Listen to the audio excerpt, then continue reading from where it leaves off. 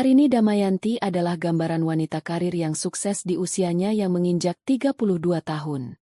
Sebagai seorang auditor senior di sebuah kantor akuntan publik ternama di Jakarta, hidupnya terstruktur oleh tenggat waktu, data, dan ketelitian. Ia cerdas, metodis, dan memiliki kemampuan luar biasa untuk melihat anomali dalam tumpukan angka yang paling rumit sekalipun. Sifat ini terbawa ke dalam kehidupan pribadinya. Ia seorang perencana yang ulung, memastikan setiap aspek kehidupannya berjalan sesuai jalur yang ia harapkan. Di balik citranya yang profesional dan tegas, Arini adalah seorang istri yang memprioritaskan kehangatan rumah tangga. Baginya, rumah bukan sekadar bangunan, melainkan sebuah kanvas tempat ia dan suaminya, Bramantio, melukis masa depan. Rumah mewah 2 lantai di kawasan penyangga Jakarta itu adalah bukti nyata dari kerja kerasnya.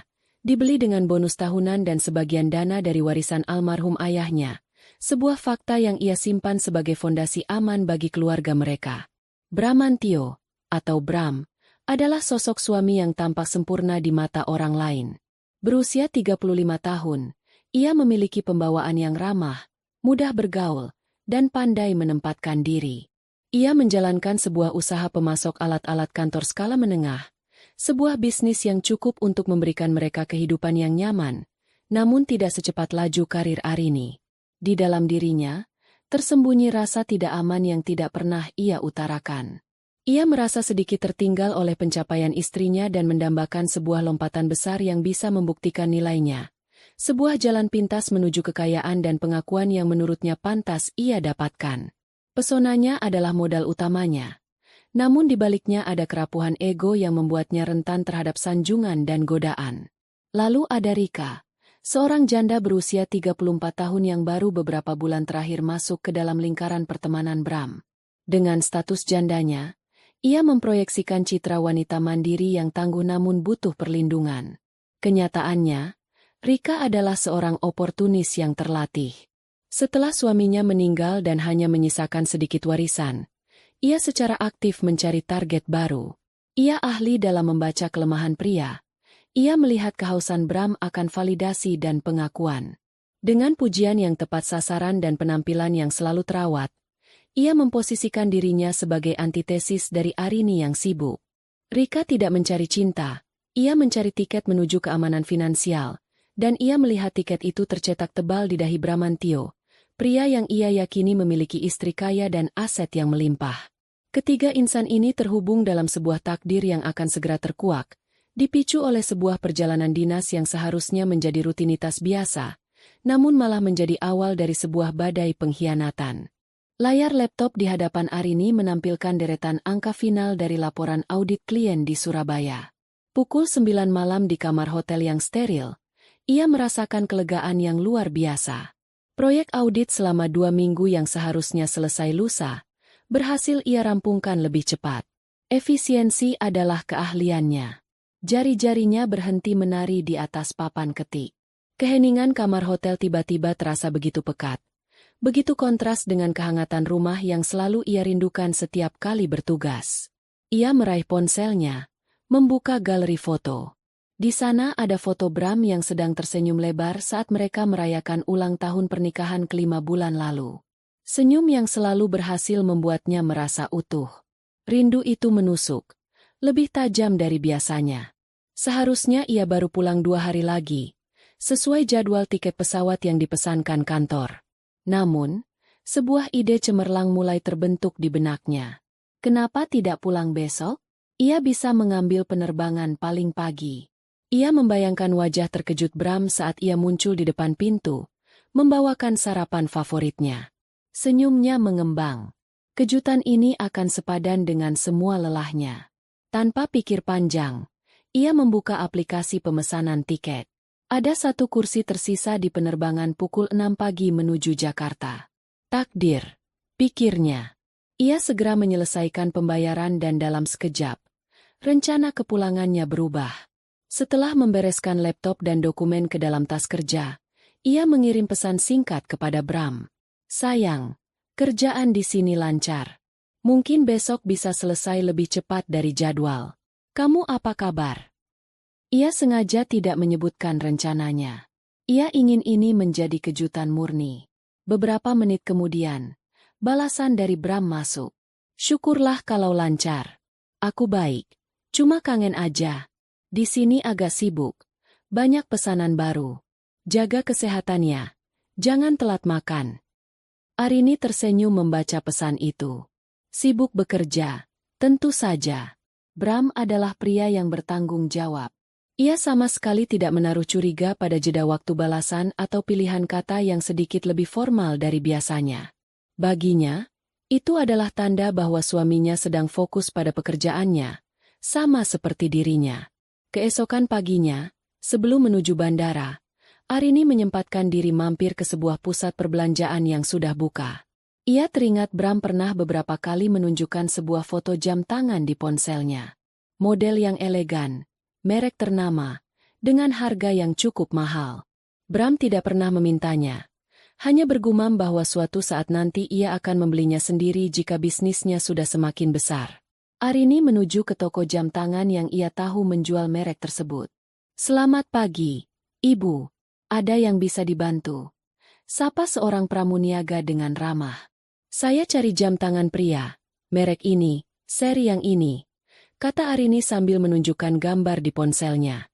Pramuniaga itu mengangguk dan segera mengeluarkan sebuah kotak bludru berwarna hitam dari etalase kaca. Jam tangan itu memang tampak sempurna. Rangkanya terbuat dari baja tahan karat yang mengkilap, dengan plat jam berwarna biru tua yang memberikan kesan mewah namun tidak berlebihan. Sangat cocok untuk Bram. "Ini barangnya, Bu. Stok terakhir untuk model ini," jelas pramuniaga itu. Arini tidak ragu-ragu. "Baik, saya ambil yang ini." Saat proses pembayaran, ia merasa sebuah kebahagiaan kecil yang hangat. Ini bukan sekadar hadiah. Ini adalah bentuk apresiasinya. Untuk kesabaran Bram menunggunya. Untuk dukungannya terhadap karir Arini. Uang yang ia keluarkan terasa tidak ada artinya dibandingkan dengan senyum bahagia yang akan ia terima nanti. Dengan kotak jam tangan yang terbungkus rapi di dalam tasnya, ia melangkah mantap menuju bandara, hatinya dipenuhi antisipasi. Selama penerbangan, pikirannya melayang pada rumah mereka. Ia membayangkan sudut-sudut favoritnya, taman kecil di halaman belakang tempat mereka biasa minum teh, ruang keluarga dengan sofa besar yang nyaman tempat mereka menonton film hingga larut malam, dan tentu saja, kamar tidur mereka yang menghadap ke timur, selalu disinari matahari pagi. Rumah itu adalah proyek bersama. Namun Arini tahu ialah yang menjadi motornya. Ia yang memilih desain interior, ia yang memastikan kualitas bahan bangunan, dan ia yang menambahkan dana paling signifikan dari warisan ayahnya saat Bram sedikit kekurangan modal di awal. Itu adalah istananya, bentengnya, masa depannya. Dan sebentar lagi ia akan kembali ke sana, ke dalam pelukan suaminya. Tidak ada perasaan yang lebih indah dari itu. Taksi yang membawa Arini keluar dari jalan tol dan memasuki jalan arteri yang familiar. Jantungnya berdebar sedikit lebih cepat. Sebuah ritme kegembiraan yang biasa ia rasakan setiap kali mendekati rumah. Ia sudah bisa membayangkan apa yang akan ia lakukan. Ia akan meletakkan barang-barangnya, menyiapkan sarapan kejutan, lalu membangunkan Bram dengan sebuah kecupan. Skenario itu berputar berulang-ulang di kepalanya. Begitu nyata dan begitu dekat. "Belok kiri ya, Pak." Kompleks Cendana Indah. Arahnya pada sopir taksi. Taksi itu berbelok memasuki gerbang kompleks perumahan yang dijaga satpam. Arini mengangguk sopan pada satpam yang sepertinya baru. Ia tidak mengenalinya. Suasana pagi di kompleks itu terasa tenang seperti biasanya. Beberapa orang sedang berolahraga, sementara yang lain sibuk memanaskan mesin mobil. Semuanya normal. Saat taksi berbelok ke jalan buntu tempat rumahnya berada, dari jarak sekitar 50 meter, Arini menyipitkan mata. Ada sesuatu yang berbeda. Sesuatu yang mengganggu pemandangan pagarnya yang berwarna hitam gagah. Semakin dekat, objek itu semakin jelas. Sebuah pelang persegi panjang berwarna merah terang, tertancap di taman kecil dekat pagar. Jantung Arini yang tadinya berdebar gembira, kini mulai berdebar karena alasan yang sama sekali berbeda. Taksi berhenti tepat di depan rumah nomor 7. Rumahnya. Arini tidak langsung turun. Matanya terpaku pada pelang itu. Tertulis dengan huruf kapital berwarna putih yang menyolok. Sudah terjual. Sudah sampai, Bu, kata sopir taksi, sedikit memecah keheningan. Arini mengerjap. Mungkin ini salah. Mungkin plang ini untuk rumah sebelah yang memang sedang dipasarkan. Mungkin agen propertinya salah pasang. Ya, pasti begitu. Ia mencoba menenangkan dirinya dengan berbagai kemungkinan logis. Ia membayar ongkos taksi dengan tangan yang sedikit gemetar. Lalu turun membawa tas jinjing dan koper kecilnya. Ia berdiri sejenak di depan pagar. Pagar itu terkunci dari luar dengan sebuah gembok baru yang tidak ia kenali. Gembok berwarna perak yang tampak kokoh. Di mana gembok lama mereka yang berwarna hitam? Perasaan tidak enak semakin merayap di dalam dirinya. Ia menekan bel. Tidak ada jawaban. Ia menekan lagi. Lebih lama. Tetap hening. Rumah itu terasa mati. Ia mencoba menelepon Bram. Panggilan pertamanya langsung dialihkan ke pesan suara. Ia mencoba lagi. Hasilnya sama. Kepanikan mulai naik ke tenggorokannya. Ini tidak benar. Semua ini terasa sangat tidak benar. Ia melirik rumah tetangga sebelah, Bu Ratna, yang biasanya suka menyiram tanaman di pagi hari. Tapi halaman rumah Bu Ratna tampak sepi. Dengan putus asa, Arini merogoh kunci rumah dari dalam tasnya. Ia mencoba membuka gembok baru itu. Tentu saja tidak berhasil. Kuncinya bahkan tidak bisa masuk. Ia kemudian berjalan mendekati pintu utama, mencoba mengintip dari jendela samping. Gordennya tertutup rapat, tetapi ia bisa melihat siluet kosong di dalamnya. Tidak ada sofa, tidak ada meja, tidak ada lukisan besar yang tergantung di dinding. Ruangan itu kosong melompong. Napasnya tercekat. Dingin menjalari punggungnya meskipun udara pagi itu cukup hangat. Rumahnya kosong. Benar-benar kosong. Plang, sudah terjual. Itu bukan sebuah kesalahan. Kepalanya pening. Apa yang terjadi? Mengapa Bram tidak memberitahunya apa-apa? Apakah mereka dirampok? Tapi mengapa ada plang penjualan? Apakah mereka bangkrut? Jika iya, mengapa Bram tidak pernah menyinggungnya sama sekali? Ia kembali mencoba menelepon suaminya. Kali ini panggilannya berdering, namun tidak diangkat. Ia mengirimkan serentetan pesan. Mas, aku di depan rumah. Ini kenapa ada plang terjual? Kenapa rumahnya kosong? Mas, angkat teleponnya. Aku panik. Kamu di mana? Terjadi sesuatu. Tidak ada balasan. Setiap detik penantian terasa seperti 1 jam. Ia bersandar di pilar pagar, merasa seluruh tenaganya terkuras habis. Kotak jam tangan di dalam tasnya kini terasa berat dan tidak berarti. Kejutan yang ia siapkan dengan penuh cinta telah berubah menjadi misteri mengerikan yang menyambutnya di depan pintu rumahnya sendiri. Rumah yang bukan lagi miliknya. Setelah hampir 1 jam menunggu dalam kebingungan dan ketakutan yang semakin menjadi-jadi, ponsel Arini akhirnya bergetar. Bukan panggilan masuk, melainkan sebuah pesan singkat dari Bram. Jantungnya berdegup kencang saat membuka pesan itu. Jangan di rumah.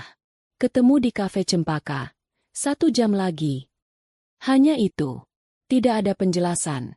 Tidak ada permintaan maaf karena tidak mengangkat telepon. Tidak ada sapaan hangat. Hanya sebuah perintah dingin yang membuat perut Arini melilit. Kafe Cempaka adalah tempat kencan pertama mereka. Mengapa Bram memilih tempat itu? Apakah ini semacam lelucon kejam? Arini memesan taksi daring dengan tangan yang masih gemetar. Sepanjang perjalanan, otaknya bekerja keras, mencoba merangkai teka-teki ini. Mungkin ada masalah keuangan yang sangat mendesak sehingga Bram terpaksa menjual rumah tanpa memberitahunya untuk tidak membuatnya khawatir. Mungkin Bram ingin menjelaskan semuanya secara langsung di tempat yang spesial bagi mereka. Harapan-harapan rapuh itu ia coba pegang erat-erat. Arini tiba lebih dulu. Ia memilih meja di sudut yang agak tersembunyi. Ia memesan air mineral, tidak sanggup membayangkan akan menelan makanan atau minuman lain. 15 menit kemudian, Bram muncul. Penampilannya rapi seperti biasa. Kemeja biru lengan panjang yang digulung hingga siku, celana bahan berwarna gelap. Namun ada sesuatu yang berbeda pada wajahnya. Tidak ada raut kekhawatiran atau rasa bersalah yang Arini harapkan. Yang ada hanya ekspresi datar dan sorot mata yang menghindari tatapannya. "Mas," sapa Arini. Suaranya serak. "Ada apa sebenarnya? Kenapa rumah kita?" Bram duduk di hadapannya, menghela napas panjang seolah-olah ia yang menanggung beban terberat di dunia. "Duduk dulu, Rin. Tenang." "Bagaimana aku bisa tenang? Aku pulang dan rumah kita sudah dijual. Isinya kosong. Kamu tidak bisa dihubungi. Apa yang terjadi, Mas?" desak Arini. Nadanya mulai naik. Bram tidak langsung menjawab. Ia memesan kopi pada pelayan yang lewat. Sebuah tindakan normal yang terasa sangat tidak normal di tengah situasi genting itu. Setelah pelayan pergi, barulah ia menatap Arini. Tatapan itu dingin. Tatapan orang asing. "Benar, aku sudah jual rumah itu," katanya dengan nada datar. Arini merasakan pukulan pertama. "Kita. Kenapa kamu tidak bilang sama aku? Apa ada masalah keuangan? Kita bisa cari jalan keluar bersama. Mas, kenapa harus menjual rumah?" Bram menggeleng pelan. "Bukan kita, Arini. Aku. Aku yang menjualnya." Pukulan kedua. Kata "aku" yang diucapkan dengan penekanan itu terasa seperti pisau yang membelah kebersamaan mereka. "Apa maksudmu? Kamu? Rumah itu milik kita berdua. Aku butuh penjelasan, Bram." Kopi pesanan Bram datang. Ia menyesapnya sedikit sebelum meletakkannya kembali. "Aku butuh uangnya," lanjutnya, masih dengan nada yang sama. "Untuk memulai hidup baru." Dunia Arini seakan berhenti berputar. "Hidup baru? Hidup baru apa? Hidup baru kita? Kita mau pindah?" tanyanya. Masih mencoba mencari secercah harapan dalam kata-kata suaminya. Bram menatap lurus ke mata Arini, dan untuk pertama kalinya, Arini melihat ketiadaan cinta di sana. Yang ada hanya ketetapan hati yang kejam. "Bukan kita. Aku. Aku akan menikah lagi." Jika sebelumnya ia merasa seperti dipukul, kali ini ia merasa seperti jantungnya direnggut paksa dari rongga dadanya. Udara di sekitarnya terasa menipis. Suara-suara di kafe, denting sendok, tawa dari meja lain, musik latar, semuanya lenyap. Yang tersisa hanya denging di telinganya dan wajah Bram yang tampak kabur oleh air mata yang mulai menggenang di pelupuk matanya. "Menikah lagi?" bisiknya. Tidak percaya dengan apa yang ia dengar. "Dengan siapa? Sejak kapan?" "Namanya Rika," jawab Bram tanpa jeda. Seolah nama itu sudah biasa ia ucapkan. "Ini sudah berjalan beberapa bulan. Aku sadar kita sudah tidak sejalan lagi. Rin, kamu terlalu sibuk dengan duniamu, dengan kariermu. Kita jarang punya waktu. Rika lebih mengerti aku." Setiap kata adalah racun. Bram membalikkan keadaan, menyalahkannya atas kesibukan yang selama ini Bram dukung, kesibukan yang hasilnya juga mereka nikmati bersama. "Jadi, semua ini karena itu? Kamu berselingkuh di belakangku. Lalu kamu jual rumah kita untuk modal menikahi perempuan itu." Logika Arini sebagai seorang auditor mulai mengambil alih, menghubungkan titik-titik dengan cara yang paling menyakitkan. "Aku butuh modal untuk membuka usaha baru dengannya. Pernikahan kami juga butuh biaya." Aku Bram, tanpa sedikit pun nada penyesalan. Seolah itu adalah sebuah rencana bisnis yang wajar. Arini menatap suaminya, pria yang ia cintai, pria yang ia tiduri setiap malam, pria yang ia rencanakan masa tuanya bersamanya. Pria itu kini menjadi monster berwajah familiar. Pengkhianatan ini begitu total, begitu terencana. Bukan sebuah kesalahan sesaat, tapi sebuah konspirasi yang terjadi di belakang punggungnya. Ia tidak menangis meraung-raung. Ia tidak melempar air ke wajah Bram.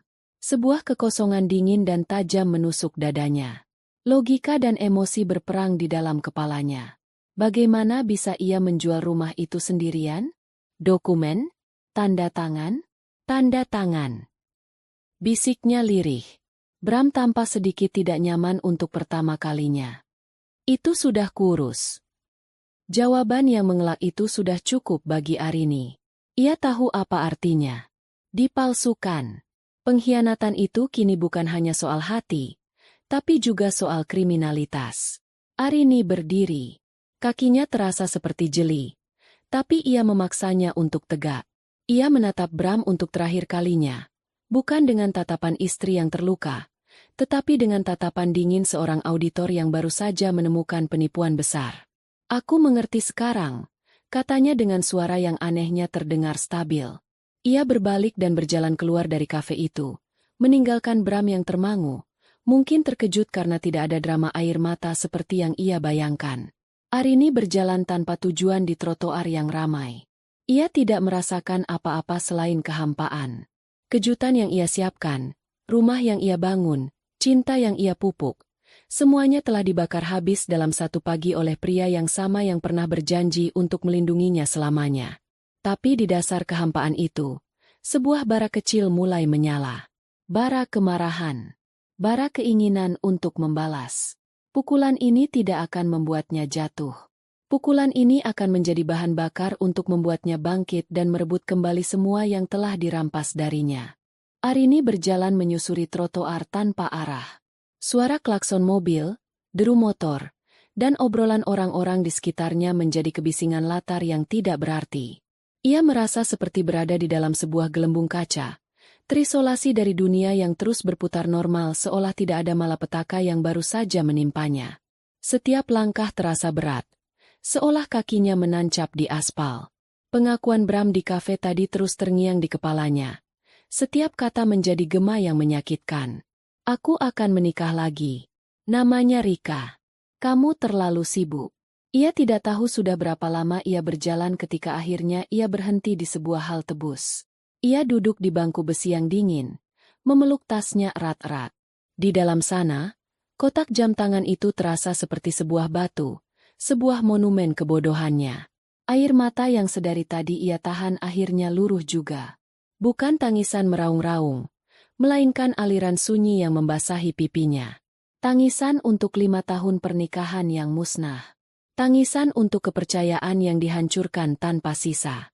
Tangisan untuk masa depan yang direnggut darinya. Ia merasa begitu sendirian, begitu terbuang. Ia tidak punya rumah untuk pulang. Kata rumah kini terasa asing dan menyakitkan. Di tengah isak tangisnya yang sunyi, ia teringat satu nama. Satu-satunya orang yang bisa ia hubungi dalam kondisi seperti ini tanpa merasa dihakimi. Sahabatnya sejak kuliah. Seorang manajer pemasaran di perusahaan multinasional yang masih lajang dan tinggal sendiri di sebuah apartemen di pusat kota. Dengan tangan gemetar, ia mencari nama Sarah di kontaknya dan menekan tombol panggil. "Halo, Rin? Tumben telepon jam segini. Bukannya masih di Surabaya?" Suara ceria Sarah menyapanya dari seberang. Arini mencoba menjawab, tapi yang keluar dari mulutnya hanyalah isak tangis yang tertahan. "Rin? Halo? Kamu kenapa? Kamu baik-baik aja?" Nada suara Sarah langsung berubah menjadi cemas. "Kamu di mana sekarang?" Aku di Jakarta, Sar." Jawab Arini terbata-bata. "Aku tidak tahu harus kemana." "Kasih tahu aku kamu di mana sekarang." "Aku jemput," kata Sarah tegas, tanpa bertanya lebih jauh. Setengah jam kemudian, mobil Sarah berhenti di depan halte tempat Arini termangu. Sarah keluar dari mobil dengan wajah penuh kekhawatiran, langsung memeluk sahabatnya yang tampak begitu rapuh. Ia tidak bertanya apa-apa, hanya menuntun Arini masuk ke dalam mobil, mengambil alih koper dan tasnya, lalu melaju menuju apartemennya. Di dalam mobil, dalam perjalanan membelah lalu lintas Jakarta, Arini akhirnya menceritakan semuanya. Dimulai dari kejutan kepulangannya, plang, sudah terjual, yang menyambutnya, hingga percakapan dingin di kafe Cempaka. Ia menceritakannya dengan kalimat-kalimat yang patah, diselingi isak tangis dan napas yang berat. Sarah mendengarkan dalam diam, tangannya menggenggam kemudi erat-erat, rahangnya mengeras karena marah. Setibanya di apartemen Sarah yang nyaman dan modern, Arini langsung dipersilakan duduk di sofa. Sarah membuatkannya teh hangat dan meletakkannya di meja. Untuk beberapa saat, Arini hanya menatap kosong ke cangkir teh. Uapnya menari-nari di udara. "Dasar bajingan," desis Sarah, memecah keheningan. Aku tidak percaya Bram bisa sekejam itu. Dan perempuan itu, siapa namanya? Rika? Pasti dia hanya mengincar hartanya. Arini mengangguk pelan. Rumah itu, Sar.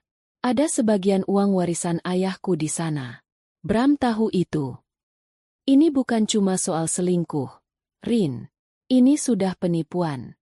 Ini kriminal, kata Sarah dengan geram. Kamu tidak bisa diam saja. Malam itu, Arini menumpahkan semua kesedihannya. Ia menangis hingga matanya bengkak dan kepalanya pusing. Sarah dengan sabar menemaninya, membiarkan sahabatnya itu mengeluarkan semua racun dari dalam sistemnya. Namun, ketika fajar mulai menyingsing dan cahaya pertama masuk melalui jendela apartemen yang besar, sesuatu di dalam diri Arini mulai berubah. Ia bangkit dari sofa dan berjalan ke kamar mandi. Ia menatap pantulannya di cermin. Wajah yang ia lihat adalah wajah seorang korban. Pucat, sembab, dengan mata merah yang kosong. Ia tidak mengenali wanita lemah di cermin itu. Ini bukan Arini Damayanti, auditor senior yang disegani karena ketelitian dan ketangguhannya. Ini adalah orang lain. Dan di saat itulah, sebuah keputusan terbentuk. Tangisan itu berhenti. Air mata itu mengering, bukan karena kesedihannya hilang, tapi karena ia telah berubah menjadi sesuatu yang lebih keras, lebih dingin, menjadi bara. Ia tidak akan membiarkan Bram dan Rika menari di atas reruntuhan hidupnya. Ia tidak akan menjadi korban dalam cerita ini. Jika Bram ingin perang, maka ia akan memberikan perang yang tidak akan pernah bisa dimenangkan oleh Bram. Ia keluar dari kamar mandi dengan sorot mata yang berbeda. Sarah, yang sedang menyiapkan sarapan, langsung menyadarinya. Kamu sudah lebih baik? Tanya Sarah hati-hati. Jauh lebih baik, jawab Arini. Suaranya terdengar tenang dan mantap. Sar, aku butuh bantuanmu. Aku butuh pengacara. Bukan sembarang pengacara. Aku butuh yang terbaik, yang paling ganas. Sarah tersenyum tipis, sebuah senyum lega dan bangga. Sahabatnya telah kembali. Aku tahu orang yang tepat, katanya. Langkah pertama Arini adalah mengamankan aset pribadinya. Ia bersyukur karena sifatnya yang selalu waspada. Semua dokumen penting miliknya, akta lahir, ijazah, paspor, dan yang paling krusial, salinan akta nikah serta salinan asli sertifikat hak milik rumah atas nama mereka berdua, tersimpan aman di dalam sebuah safe deposit box di bank, bukan di laci lemari rumah mereka. Ia tahu persis apa yang harus ia lakukan. Permainan ini baru saja dimulai, dan ia tidak akan bermain untuk kalah. 2 hari kemudian, Arini dan Sarah melangkah masuk ke sebuah gedung perkantoran megah di kawasan Segitiga Emas, Jakarta. Mereka menuju sebuah firma hukum bernama Soetoyo Partners, di lantai 25. Firma ini memiliki reputasi sebagai spesialis sengketa aset dan hukum korporat, tempat para pengacara paling tajam berkumpul. Sarah, melalui koneksi direkturnya, berhasil membuatkan janji temu untuk Arini dengan salah satu mitra pendirinya, Ratna Soetoyo. Ruang tunggu firma itu didesain minimalis namun mengintimidasi, dengan perabotan mahal dan pemandangan kota dari jendela-jendela besar. Arini, yang sudah berhasil mengendalikan emosinya, duduk dengan punggung tegak. Ia mengenakan blus sederhana namun elegan. Rambutnya ditata rapi. Ia tidak datang sebagai istri yang menangis. Ia datang sebagai klien yang serius. Seorang asisten mempersilakan mereka masuk ke ruangan Ratna Soetoyo. Ruangan itu luas, didominasi oleh rak buku tinggi yang penuh dengan buku-buku hukum tebal. Di balik meja kayu jati yang besar, duduk seorang wanita berusia akhir 40-an. Ratna Soetoyo memiliki penampilan yang tajam, dengan rambut pendek sebahu dan kacamata berbingkai tegas. Ia menyambut mereka dengan jabat tangan yang erat dan tatapan mata yang seolah bisa menembus apapun. Selamat pagi, Bu Arini, Bu Sarah. Silakan duduk, katanya dengan suara yang dalam dan berwibawa. Sarah sudah menceritakan garis besarnya kepada saya lewat telepon. Tapi saya ingin mendengar langsung dari Anda, Bu Arini. Ceritakan semuanya, dari awal, tanpa ada yang terlewat. Arini menarik napas dalam-dalam. Dengan ketenangan seorang auditor yang sedang mempresentasikan temuannya, ia mulai berbicara. Ia menjelaskan kronologi pernikahannya, pembelian rumah, kontribusi finansialnya yang lebih besar dari dana warisan, karirnya, perjalanan dinasnya, hingga pengkhianatan yang ia temukan. Ia menyajikan fakta secara runtut dan logis, menekan emosinya dalam-dalam. Ia bahkan menyerahkan salinan sertifikat rumah dan akta nikah yang ia bawa dari Safe Deposit Box. Ratna mendengarkan dengan saksama, sesekali membuat catatan di buku catatannya. Ia tidak menyela sama sekali sampai Arini selesai bercerita. Sebuah cerita yang malang, tapi sayangnya tidak unik, komentar Ratna setelah hening sejenak. Saya sudah menangani banyak kasus serupa. Sekarang, mari kita bicara soal hukum. Pertanyaan pertama, apakah Anda pernah menandatangani surat kuasa jual dalam bentuk apapun kepada suami Anda? Tidak pernah. Sama sekali tidak. Jawab Arini tegas. Baik. Itu poin krusial pertama, kata Ratna sambil mengangguk.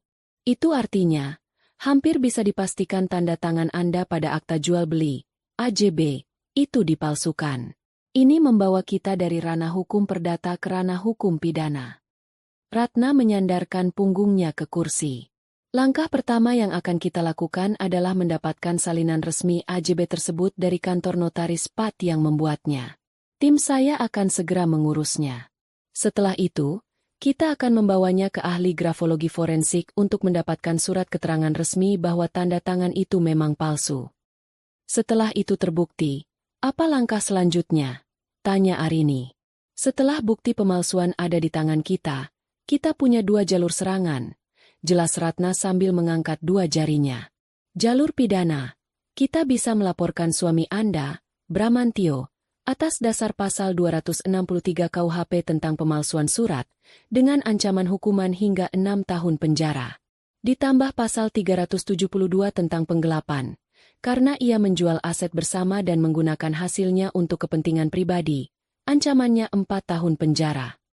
Arini diam, mencerna informasi itu. 6 tahun penjara. 4 tahun penjara. Angka-angka itu terasa begitu nyata. Jalur kedua adalah perdata, lanjut Ratna. Kita akan mengajukan gugatan ke pengadilan negeri untuk membatalkan transaksi jual beli rumah tersebut, karena didasari oleh perbuatan melawan hukum, yaitu pemalsuan. Jika gugatan kita dikabulkan, transaksi itu menjadi tidak sah, dan kepemilikan rumah akan kembali ke status semula. Pembeli rumah itu kemudian harus menuntut suami Anda untuk pengembalian uang. Ratna menatap Arini dengan tajam. Pertanyaannya sekarang, Bu Arini, apa tujuan akhir Anda? Apakah Anda ingin suami Anda dipenjara? Apakah Anda hanya ingin rumah Anda kembali? Atau keduanya? Inilah pertanyaan yang sudah Arini pikirkan selama 2 hari terakhir. Saya ingin semuanya kembali. Harta saya, harga diri saya. Saya tidak hanya ingin dia menyesal. Saya ingin dia dan wanita itu merasakan akibat dari perbuatan mereka secara maksimal. Saya tidak ingin mereka bisa lolos begitu saja. Senyum tipis dan dingin tersungging di bibir Ratna Soetoyo. Saya suka klien yang tahu apa yang dia mau, katanya. Kalau begitu, kita tidak bisa bertindak gegabah. Kita perlu strategi. Langkah pertama kita adalah lacak aliran dananya. Uang tunai dari penjualan rumah itu pasti ditransfer ke suatu tempat. Kita perlu tahu rekening mana, atas nama siapa, dan digunakan untuk apa. Ini akan menjadi amunisi kita untuk membekukan aset mereka di saat yang paling tepat. Suami saya bilang uangnya untuk modal usaha baru dengan wanita itu, sahut Arini. Bagus sekali, kata Ratna. Itu artinya mereka menginvestasikan uang hasil kejahatan. Itu membuat posisi mereka semakin lemah. Tim saya juga bisa membantu melacak pendaftaran perusahaan baru atas nama mereka berdua.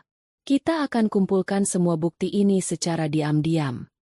Arini merasa sebuah beban berat terangkat dari pundaknya. Ketidakpastian yang menghantuinya kini berubah menjadi serangkaian langkah yang jelas. Ia tidak lagi sendirian dalam pertarungan ini.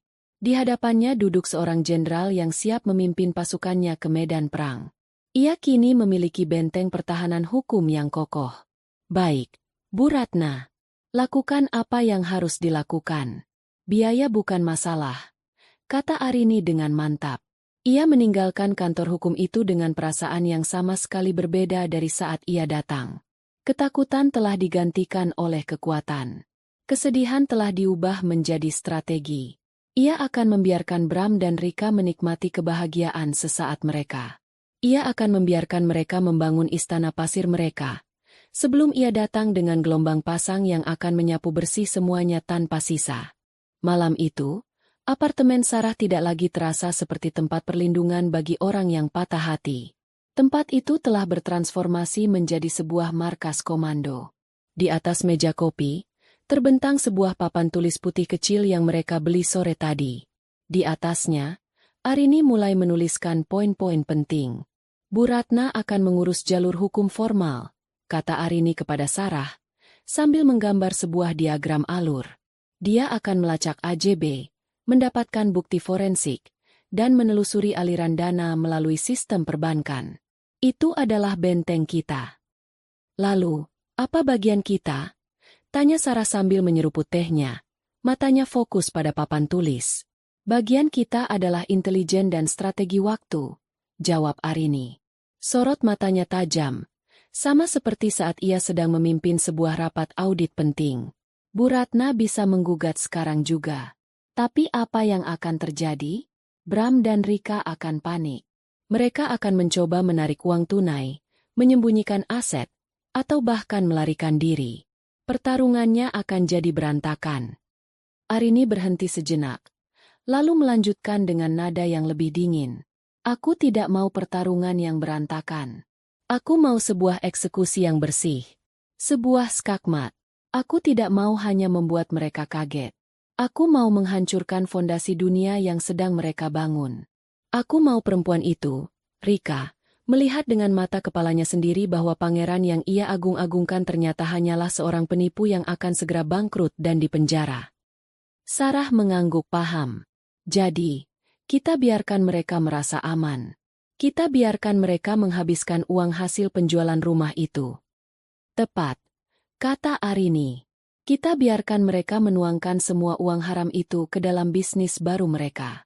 Kita biarkan mereka mengirim undangan pernikahan mewah mereka. Semakin tinggi mereka terbang, semakin spektakuler jatuhnya nanti. Arini mengambil spidol lain. Di papan tulis itu, ia menuliskan beberapa nama dan elemen, seolah sedang mengatur bidak-bidak di papan catur. Raja lawan, Bramantio, target utama pidana. Ratu lawan, Rika, motivator, target finansial. Benteng lawan, butik baru, aset investasi mereka. Kuda lawan, pernikahan, simbol status o pamer. Aset kita, bukti hukum, pemalsuan, aliran dana. Senjata kejutan, waktu efek kejut. Untuk menjalankan ini, aku butuh lebih dari sekadar pengacara, kata Arini. Aku butuh informasi yang tidak bisa didapatkan dari jalur resmi. Aku perlu tahu semua tentang Rika. Latar belakangnya, kebiasaannya, lingkaran sosialnya. Aku juga perlu detail tentang butik itu. Lokasinya, tanggal pembukaannya, siapa saja pemasoknya. Social media. Usul Sarah. Itu permukaannya. Aku butuh yang lebih dalam, kata Arini. Pikirannya langsung tertuju pada satu orang. Aku kenal seseorang. Dani. Dia junior aku di kantor lama. Sekarang dia punya usaha sendiri di bidang keamanan siber dan investigasi digital. Dia berutang budi padaku. Aku akan menghubunginya. Tanpa ragu, Arini mengambil ponselnya dan mencari nomor Dani. Ia meneleponnya langsung. Halo, Dan? Ini Arini Damayanti. Sapanya dengan nada profesional. Mbak Arini. Apa kabar? Mbak? Tumben sekali telepon. Jawab suara seorang pria muda di seberang sana, terdengar antusias. Baik, Dan. Dengar, aku butuh bantuan profesional darimu. Ini di luar catatan resmi. Aku punya sebuah proyek yang butuh keahlianmu. Tentu ada bayarannya, kata Arini, langsung ke intinya. Wah, kedengarannya menarik, Mbak. Proyek apa nih? Aku akan kirimkan 2 nama dan beberapa informasi awal lewat surel. Aku ingin kamu gali semua yang bisa kamu temukan tentang mereka. Jejak digital, aset yang terdaftar atas nama mereka, pendaftaran bisnis baru dalam 6 bulan terakhir, aktivitas media sosial, apa saja. Kerjakan secara diam-diam. Tidak boleh ada yang tahu kamu sedang mencari informasi ini. Perintah Arini. Siap, Mbak. Anggap saja beres. Kirim saja detailnya. Nanti aku kabari perkembangannya. Jawab Dani mantap. Setelah menutup telepon, Arini merasa adrenalinnya terpacu. Ia bukan lagi Arini yang meratapi nasib. Ia adalah seorang komandan yang baru saja mengerahkan pasukan khususnya. Ia menatap papan catur strateginya. Setiap bidak memiliki peran. Bu Ratna adalah benteng kokoh yang bergerak lurus dan pasti. Dani adalah kuda yang bisa melompat secara tak terduga untuk mengumpulkan informasi. Sarah adalah menterinya yang selalu mendampingi dan memberikan perspektif. Dan ia, Arini, adalah sang ratu.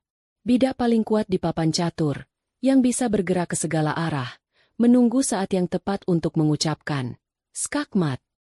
Permainan panjang ini akan ia nikmati.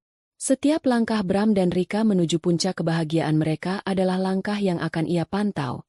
Langkah yang membawa mereka semakin dekat ke jurang kehancuran yang sudah ia siapkan. Beberapa minggu berikutnya, Arini menjalani kehidupan ganda. Di siang hari, ia adalah Arini Damayanti, auditor senior yang efisien dan disegani di kantornya. Ia menangani tumpukan data, memimpin rapat, dan memberikan presentasi dengan ketajaman yang sama seperti biasanya. Tidak seorang pun di lingkungan kerjanya yang tahu bahwa di balik profesionalismenya, ia sedang merancang sebuah perang. Malam hari, apartemen Sarah menjadi pusat komandonya. Papan tulis putih itu kini penuh dengan catatan, tanggal, dan diagram koneksi antara Bram, Rika, dan uang hasil penjualan rumahnya. Kabar pertama datang dari Ratna Soetoyo. Pengacaranya itu mengundangnya untuk sebuah pertemuan penting.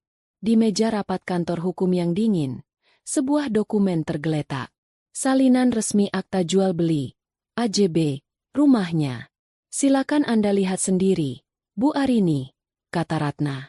Arini menatap halaman yang memuat tanda tangan para pihak. Di kolom penjual, ada 2 tanda tangan. Yang satu adalah tanda tangan Bram yang ia kenali dengan baik.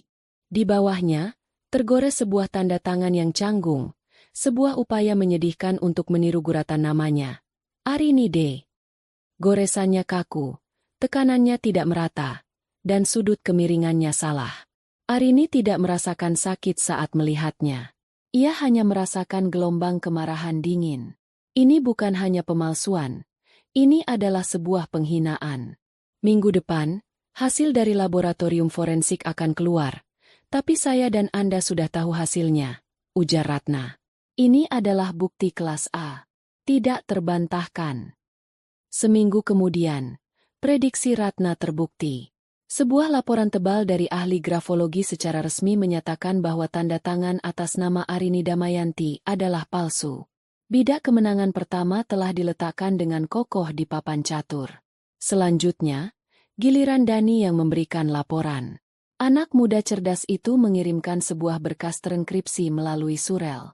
Arini membukanya di laptopnya, sementara Sarah ikut membaca dari samping bahunya. Laporan itu lebih detail dari yang Arini bayangkan. Dani berhasil menggali latar belakang Rika. Ternyata, Rika bukanlah janda kaya seperti yang mungkin Bram percayai. Almarhum suaminya hanya meninggalkan sedikit aset dan cukup banyak utang. Sebuah fakta yang berhasil Rika tutupi dengan gaya hidup yang ia paksakan. Jejak digital menunjukkan polanya. Setelah menjanda, ia beberapa kali terlihat dekat dengan pria-pria mapan sebelum akhirnya menancapkan kukunya pada Bram. Sudah kuduga, desis Sarah. Dia itu predator. Laporan Dani juga mengonfirmasi temuan awal dari tim Bu Ratna. Aliran dana dari penjualan rumah sebesar hampir 5 miliar rupiah masuk ke rekening pribadi Bram. 2 hari kemudian, 4 miliar diantaranya ditransfer ke rekening perusahaan baru yang baru saja didaftarkan, PT Mutiara Asmara Sejahtera. Pemilik sahamnya, Bramantio, 50%, dan Rika, 50%. Dia memberikan separuh hartaku pada wanita itu, gumam Arini, tangannya terkepal. Informasi paling berharga dari Dani adalah yang terakhir. Ia berhasil meretas sistem vendor pernikahan yang mereka gunakan. Di sana, terlampir sebuah undangan digital yang mewah. Foto prapernikahan Bram dan Rika terpampang besar. Mereka tersenyum bahagia dengan latar belakang pemandangan yang indah. Di bawahnya, tertera tanggal dan tempat resepsi pernikahan. Sabtu, 5 Juli 2025, di Ballroom Hotel Mahameru, salah satu hotel bintang 5 paling prestisius di Jakarta. Bagus sekali, kata Arini pelan. Matanya terpaku pada foto Bram yang tersenyum lebar. Mereka ingin pesta besar. Kita akan berikan mereka pertunjukan yang tidak akan pernah mereka lupakan. Dengan semua informasi di tangan, Arini kembali menemui Ratna Soetoyo. Kali ini, ia tidak datang untuk bertanya. Ia datang untuk memberikan instruksi. Kita akan serang pada tanggal 5 Juli, kata Arini, meletakkan salinan undangan di atas meja Ratna. Saya ingin semuanya terjadi di hari resepsi mereka. Ratna menatap kliennya dengan kekaguman. Sebuah pilihan waktu yang dramatis. Saya suka. Saya ingin laporan polisi dibuat pagi itu. Saya ingin permohonan pembekuan aset diajukan siang itu juga. Saya ingin surat perintah penjemputan atau setidaknya pemanggilan resmi dari polisi dieksekusi tepat di tengah acara resepsi mereka malam itu. Bisakah Anda mengaturnya? Tanya Arini. Ratna tersenyum. Bu Arini, dalam profesi saya, waktu adalah segalanya. Anggap saja semua sudah diatur. Tim saya akan menyiapkan semua dokumen. Gugatan pembatalan AJB, laporan pidana, permohonan sita aset. Semuanya akan mendarat di meja yang tepat pada hari itu. Kita akan lumpuhkan mereka secara hukum, finansial, dan sosial dalam waktu kurang dari 24 jam. Arini mengangguk puas. Semua bidak kemenangan telah terkumpul. Rencana telah dimatangkan. Kini, yang tersisa hanyalah menunggu. Menunggu hari bahagia musuh-musuhnya. Hari yang akan ia ubah menjadi awal dari penyesalan abadi mereka. Sabtu, 5 Juli 2025. Pagi itu, di sebuah kamar suite mewah Hotel Mahameru, suasana riuh rendah oleh kegembiraan. Rika duduk di depan meja rias besar. Wajahnya sedang dipoles oleh seorang penata rias profesional. Gaun pengantin berwarna putih gading yang ia rancang sendiri tergantung anggun di dekat jendela, berkilauan tertimpa cahaya. Ia tidak bisa berhenti tersenyum. Hari ini adalah hari kemenangannya. Ia akan menjadi Nyonya Bramantio, pemilik butik mewah, dan bagian dari kalangan atas Jakarta. Di ruangan lain, Bram sedang mengenakan setelan jas hitamnya yang dijahit khusus. Ia menatap pantulannya di cermin, merasa gagah dan berkuasa. Ia berhasil. Ia telah meninggalkan kehidupannya yang stagnan dengan Arini dan kini akan memulai lembaran baru yang gemilang. Ia merasa seperti raja dunia. Kontras dengan kemewahan di hotel itu, suasana di apartemen Sarah justru tenang dan terkendali. Arini duduk di depan laptopnya, mengenakan pakaian kasual yang nyaman. Ia tidak perlu berdandan. Ia tidak akan pergi ke pesta itu. Papan tulis di sebelahnya kini berisi jadwal eksekusi yang detail, menit demi menit. Pukul 10. Ponsel Arini bergetar. Sebuah pesan dari Ratna. Laporan polisi nomor LPB 12347-2025, SPKT Polda Metro Jaya telah resmi diterima. Pasal 263 dan 372 KUHP. Bramantio resmi terlapor. Arini menandai poin pertama di papan tulis. Langkah pertama berhasil. Pukul 11.30. Prosesi akad nikah Bram dan Rika berjalan lancar di sebuah ruangan kecil di hotel yang sama. Dengan satu tarikan napas, Bram mengucapkan ijab kabul. Mereka sah menjadi suami istri di mata hukum dan agama. Mereka tidak tahu bahwa status hukum itu hanya akan bertahan beberapa jam saja. Pukul 14. Ponsel Arini bergetar lagi. Pesan dari tim Ratna. Penetapan pembekuan rekening PT Mutiara Asmara Sejahtera dari Pengadilan Negeri Jakarta Pusat telah keluar. Perintah sudah dikirim ke kantor pusat bank yang bersangkutan. Arini menandai poin kedua. Bom waktu finansial telah dipasang. Malam harinya, resepsi pernikahan dimulai. Ballroom Hotel Mahameru disulap menjadi negeri dongeng. Ratusan tamu undangan yang terdiri dari kolega bisnis, teman, dan keluarga memenuhi ruangan. Bram dan Rika berdiri di pelaminan yang megah, menyalami para tamu dengan senyum paling lebar yang pernah mereka miliki. Mereka berada di puncak dunia. Pukul 19.30. Sesuai jadwal Arini, inilah saatnya. Di tengah alunan musik orkestra dan kilatan lampu, pintu utama ballroom terbuka. Namun yang masuk bukanlah tamu undangan.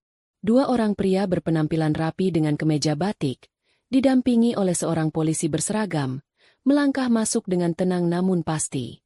Kehadiran mereka yang kontras dengan suasana pesta langsung menarik perhatian beberapa tamu. Mereka berjalan lurus menuju pelaminan. Musik perlahan berhenti. Para tamu mulai berbisik-bisik, bertanya-tanya siapa orang-orang itu. Bram dan Rika, yang sedang tertawa, ikut terdiam, menatap bingung ke arah tiga orang yang kini sudah berdiri di bawah pelaminan mereka. Salah satu pria berbatik, yang ternyata adalah seorang perwira polisi, naik ke panggung. Ia mendekati Bram dengan sopan namun tegas. "Selamat malam. Maaf mengganggu pestanya. Apakah benar saya berbicara dengan Bapak Bramantio?" Tanyanya dengan suara yang cukup keras untuk didengar orang-orang di sekitar panggung. Bram mengernyit. "Iya, saya sendiri. Ada apa ya, Pak?" "Perkenalkan, saya Komisaris Polisi Heru dari Direktorat Reserse Kriminal Umum Polda Metro Jaya," kata perwira itu, menunjukkan lencananya. "Kami perlu meminta keterangan dari Bapak terkait adanya laporan polisi atas nama Bapak mengenai dugaan tindak pidana pemalsuan surat dan penggelapan dana." Dunia seakan runtuh di atas kepala Bram. Wajahnya pucat pasi. "Laporan? Laporan apa? Pasti ada kesalahan," sahutnya. Suaranya bergetar. Di sebelahnya, senyum Rika membeku, lalu luntur seketika. "Penggelapan? Ini tidak mungkin." Saat itu juga, ponsel Rika yang dipegang oleh adiknya bergetar hebat. Manajer butiknya menelepon dengan panik. Salah satu pembayaran besar kepada pemasok kain impor ditolak oleh bank. Rika merebut ponselnya, mencoba membuka aplikasi perbankan bisnisnya.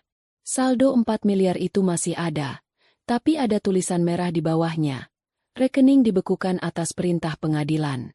Napas Rika tercekat. Uang itu, modal mereka, nyawa bisnis mereka, telah lenyap. Di atas pelaminan, di hadapan ratusan pasang mata yang menatap dan puluhan ponsel yang merekam, drama itu mencapai puncaknya. "Kami harap Bapak bisa bersikap kooperatif dan ikut bersama kami ke kantor untuk dimintai keterangan lebih lanjut," kata Komisaris Heru. Bram tidak bisa berkata-kata. Ia hanya menatap kosong. Gaun pengantin Rika yang megah kini terasa seperti kostum dalam sebuah pertunjukan tragedi. Impiannya menjadi abu di depan matanya. Saat Bram digiring turun dari pelaminan oleh para petugas, ia tampak seperti orang linglung. Pesta pernikahannya yang megah telah menjadi panggung dari penghinaan terbesarnya. Skakmat. Di hari bahagianya, permainannya telah tamat. Kekacauan meledak begitu Bram menghilang di balik pintu ballroom bersama para petugas. Para tamu undangan yang tadinya berbisik-bisik kini mulai bicara terang-terangan. Beberapa segera pamit pulang, tidak ingin terlibat lebih jauh. Yang lain bergerombol, bertukar spekulasi dan gosip. Pesta yang dirancang untuk menjadi puncak kemegahan berubah menjadi pasar malam yang riuh oleh aib. Pihak wedding organizer segera mendekati keluarga Rika, menagih sisa pembayaran yang belum lunas. Ayah Rika, seorang pensiunan pegawai negeri, hanya bisa menatap nanar. Uang dari mana ia harus membayar semua kemewahan ini? Di kamar suite pengantin, Rika sudah tidak lagi terlihat seperti seorang ratu. Gaunnya yang seharga ratusan juta rupiah teronggok di lantai. Ia menjerit histeris, menyalahkan semua orang. Ibunya masuk, bukan untuk menenangkan, tapi untuk meluapkan amarahnya. "Apa ibu bilang? Jangan mudah percaya. Lihat sekarang. Apa yang kamu dapat? Hanya malu." "Malu?" hardik sang ibu. Rika tidak peduli lagi pada Bram. Rasa cinta atau simpati sama sekali tidak ada di benaknya. Yang ada hanyalah amarah dan ketakutan. Amarah karena uangnya hilang, dan ketakutan karena reputasinya hancur lebur. Dia penipu. Laki-laki itu penipu, jeritnya. Seolah ia adalah korban yang paling malang, lupa bahwa ia adalah mitra dalam persekongkolan itu. Sementara itu, di sebuah ruang interogasi yang dingin dan berbau pengap di kantor polisi, arogansi Bram luntur sepenuhnya, digantikan oleh keringat dingin dan ketakutan. Di hadapannya, di atas meja, tergeletak semua bukti yang dikumpulkan Arini dan Ratna. Salinan AJB dengan tanda tangan palsunya. Laporan analisis grafologi yang tidak terbantahkan. Diagram alur transfer bank yang menunjukkan dengan jelas bagaimana uang 4 miliar berpindah dari rekeningnya ke rekening perusahaan bersama Rika. Ia mencoba menyangkal, mencoba mengarang cerita tentang investasi yang salah, mencoba menyalahkan notaris. Tapi semua usahanya sia-sia. Bukti itu terlalu kuat, terlalu lengkap. Menjelang subuh, setelah interogasi berjam-jam, statusnya dinaikkan menjadi tersangka. Bramantio resmi ditahan. Beberapa hari kemudian, dari balik jeruji besi, Bram mendapatkan jatah 1 kali telepon. Pikirannya kalut. Orang tuanya pasti marah besar. Rika? Ia mendengar dari pengacara yang ditunjuk negara bahwa Rika sedang sibuk mengurus pembatalan pernikahan mereka. Ia tidak punya siapa-siapa lagi. Hanya satu nama yang terlintas di benaknya. Satu-satunya orang yang mungkin masih bisa menolongnya. Arini. Dengan tangan gemetar, ia menekan nomor yang sudah ia hafal di luar kepala. Setelah beberapa kali dering, panggilan itu diangkat. Hening. Rin. Arini. Panggil Bram. Suaranya parau dan pecah oleh tangis. Ini aku, Mas. Di apartemen Sarah, Arini mendengarkan suara itu melalui pengeras suara ponselnya. Wajahnya datar tanpa ekspresi. Rin, tolong aku, Rin. Bram memohon. Isak tangisnya semakin menjadi. Aku salah. Aku mengaku salah. Aku hilaf. Aku dibutakan oleh Rika. Aku akan ceraikan dia. Aku sudah tidak ada hubungan apa-apa lagi. Kita mulai dari awal, ya? Aku janji akan jadi suami yang baik. Tolong, cabut laporanmu. Aku mohon, Rin. Demi 5 tahun pernikahan kita. Arini membiarkan Bram menyelesaikan semua permohonan putus asanya. Ia membiarkan keheningan menggantung selama beberapa detik setelah tangisan Bram mereda. Lalu, ia mendekatkan ponsel ke mulutnya. Penyesalanmu tidak ada artinya buatku, Bram, kata Arini. Suaranya terdengar sangat tenang, jernih, dan dingin seperti es. Semua sudah terlambat. Nikmati buah dari apa yang sudah kamu tanam. Klik. Arini mematikan panggilan itu sebelum Bram sempat membalas. Ia kemudian memblokir nomor Bram dan semua nomor yang mungkin akan digunakan pria itu untuk menghubunginya. Selesai. Berita tentang Rika yang mengajukan pembatalan pernikahan kilat menyebar. Butik mewahnya tidak pernah dibuka. Namanya hancur di kalangan sosialita yang baru akan ia masuki. Ia menghilang, kembali ke kehidupannya yang dulu, kini dengan beban utang vendor pernikahan dan cap sebagai istri seorang penipu. Bram, sendirian di dalam sel, akhirnya menyadari betapa dalam jurang yang telah ia gali untuk dirinya sendiri. Ia kehilangan segalanya. Istri yang tulus mencintainya, hartanya, kebebasannya, dan harga dirinya. Penyesalan itu datang, tetapi seperti yang dikatakan Arini, semua sudah terlambat. Penyesalan itu kini menjadi satu-satunya teman setianya di dalam penjara. 6 bulan setelah malam resepsi yang dramatis itu, suasana di pengadilan agama terasa tenang, sangat kontras dengan badai yang telah merobek kehidupan Arini. Palu hakim diketuk 3 kali. Suaranya menggema di ruangan yang tidak terlalu besar itu. Gugatan cerai Arini dikabulkan. Pernikahannya dengan Bramantio secara resmi berakhir, tidak hanya karena perselingkuhan yang terbukti, tetapi juga karena perbuatan pidana yang dilakukan oleh mantan suaminya itu. Arini menerima putusan itu dengan kelegaan yang hening. Tidak ada air mata, tidak ada senyum kemenangan. Yang ada hanyalah perasaan titik. Akhir dari sebuah kalimat panjang yang menyakitkan dalam buku kehidupannya. Proses hukum lainnya berjalan beriringan dengan kepastian yang sama. Dalam sidang pidana, Bramantio, dengan wajah kuyu dan tanpa perlawanan berarti, divonis hukuman 4 tahun penjara. Bukti pemalsuan dan penggelapan terlalu kuat untuk dibantah. Penjara menjadi rumah barunya, sebuah konsekuensi nyata dari keserakahan dan pengkhianatan yang ia lakukan. Di pengadilan perdata, kemenangan Arini bahkan lebih telak. Hakim menyatakan akta jual beli, AJB, rumahnya batal demi hukum. Transaksi itu dianggap tidak pernah sah terjadi. Pembeli rumah, yang ternyata juga merupakan korban dari penipuan Bram, mendapatkan uangnya kembali secara utuh dari dana yang dibekukan di rekening PT Mutiara Asmara Sejahtera. Kepemilikan rumah itu kembali ke status semula, atas nama Bramantio dan Arini Damayanti. Puncak dari kemenangan hukum Arini terjadi saat sidang pembagian harta bersama. Ratna Soetoyo, dengan kelihayannya, berhasil membuktikan bahwa sumber dana terbesar untuk pembelian rumah itu berasal dari warisan pribadi Arini. Ditambah dengan fakta bahwa Bram telah melakukan kejahatan untuk merampas aset tersebut, hakim membuat keputusan yang tidak biasa. Pembagian harta tidak dilakukan 50-50. Pengadilan memutuskan bahwa Arini berhak atas 80% dari total aset bersama, termasuk sisa uang di rekening perusahaan gagal milik Bram dan Rika. Itu adalah keadilan dalam bentuknya yang paling murni. Setelah sidang terakhir, Arini mentraktir Sarah dan Ratna Soetoyo makan siang di sebuah restoran yang elegan. Saya tidak tahu harus bilang apa lagi, Bu Ratna. Sar, terima kasih tidak akan pernah cukup, kata Arini, menatap kedua wanita yang menjadi pilar kekuatannya itu. Ini bukan apa-apa. Bu Arini, Anda adalah klien yang cerdas. Anda tahu apa yang Anda mau dan Anda memberikan kami semua amunisi yang kami butuhkan. Kemenangan ini adalah milik Anda, jawab Ratna sambil tersenyum tulus. Aku hanya melakukan apa yang seharusnya dilakukan seorang sahabat, tambah Sarah, menggenggam tangan Arini. Sekarang, apa rencanamu?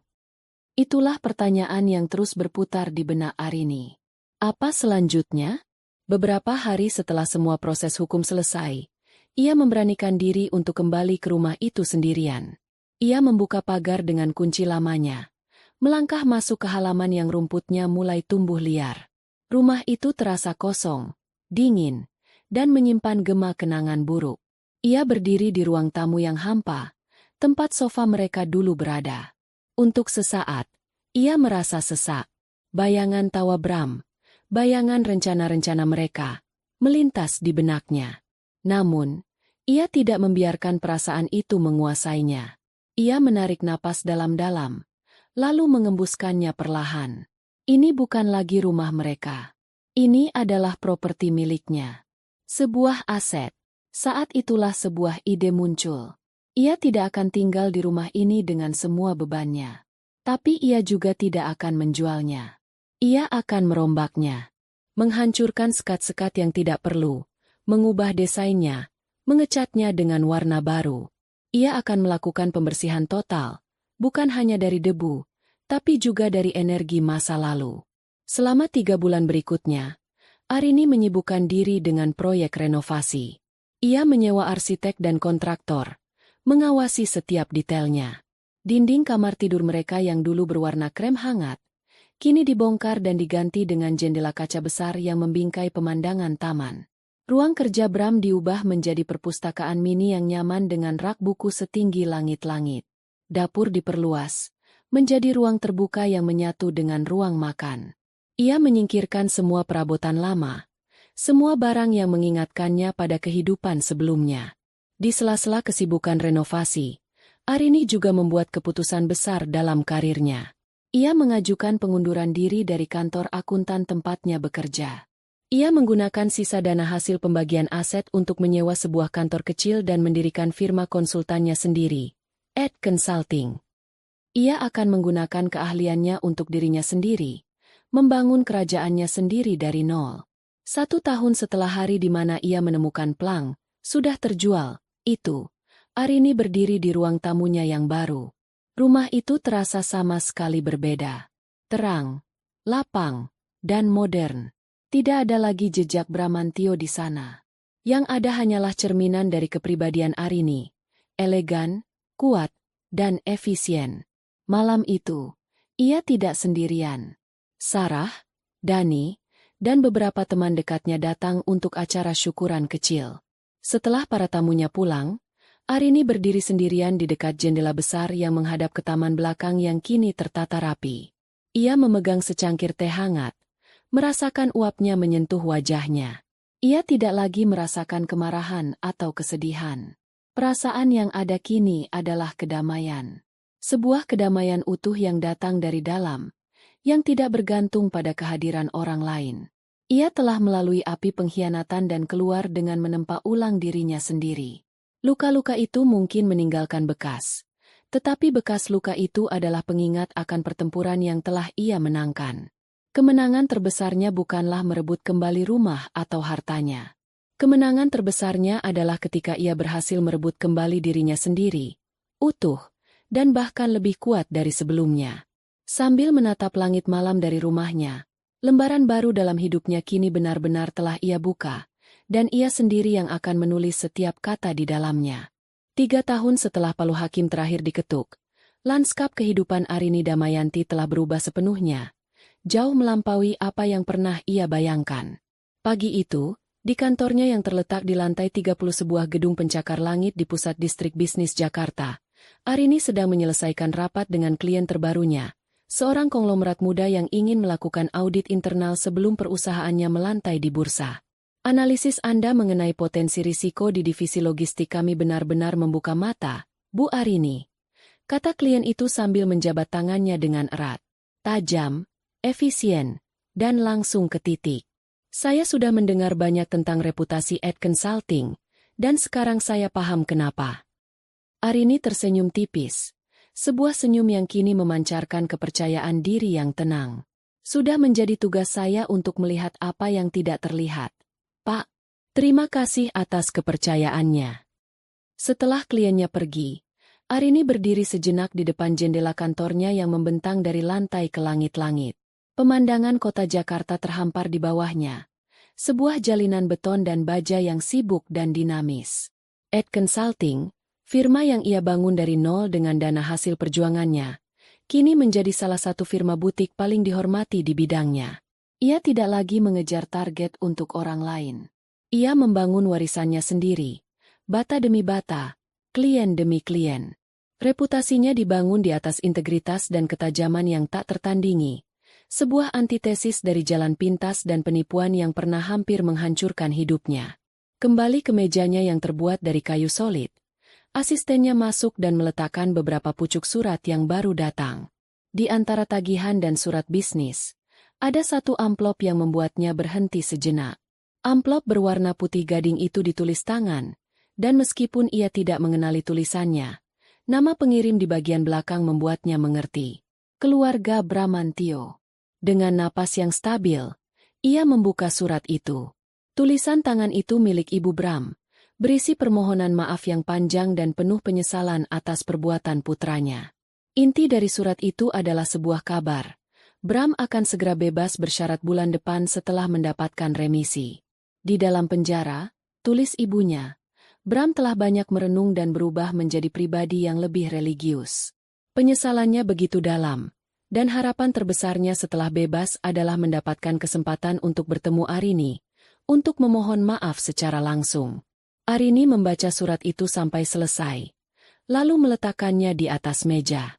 5 tahun yang lalu, surat seperti ini akan merobek hatinya, mungkin akan membuatnya marah atau menangis. Sekarang, ia tidak merasakan apa-apa selain sebuah ketenangan yang hampa. Ia mengingat Bram, tetapi gambaran yang muncul di benaknya terasa seperti foto lama yang warnanya telah pudar. Pria yang ia cintai, pria yang mengkhianatinya, dan pria yang memohon ampun dari balik telepon sel penjara. Semuanya terasa seperti karakter dari sebuah buku yang telah selesai ia baca dan simpan kembali di rak. Mereka nyata, tetapi mereka bukan lagi bagian dari dunianya. Ia tidak merasakan dendam. Ia juga tidak merasakan simpati. Yang ada hanyalah sebuah kesadaran bahwa bab itu telah benar-benar berakhir. Ia mengambil secari kertas catatan, menulis pesan singkat untuk asistennya. Mita, Jika ada surat atau kontak lebih lanjut dari alamat atau nama ini, tolong ditangani dengan sopan. Jawab bahwa saya mendoakan yang terbaik untuk masa depan beliau. Namun dengan segala hormat saya tidak bersedia untuk bertemu atau berkomunikasi lebih lanjut. Bab ini sudah ditutup. Terima kasih. Ia melipat kertas itu dan memasukkan surat dari Ibu Bram ke dalam mesin penghancur kertas. Suara mesin yang berdengung pelan menjadi musik penutup yang final untuk masa lalunya. Sore itu, ia pulang lebih awal.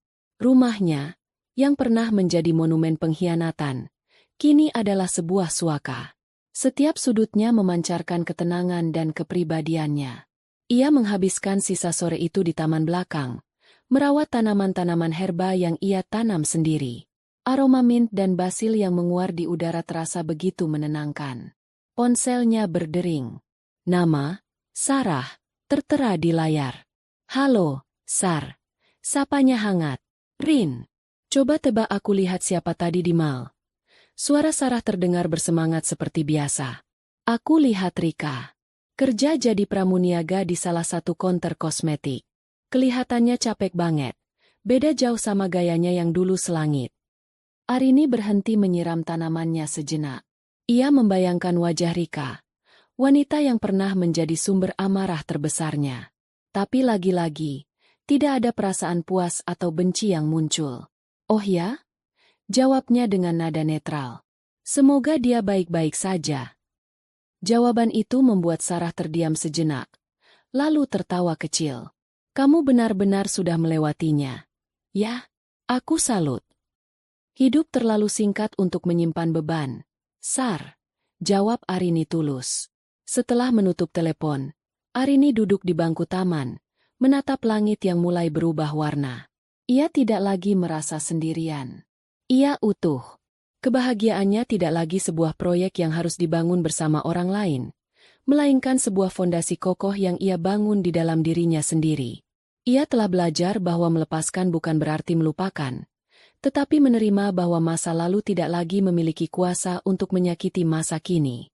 Ia adalah Arini Damayanti.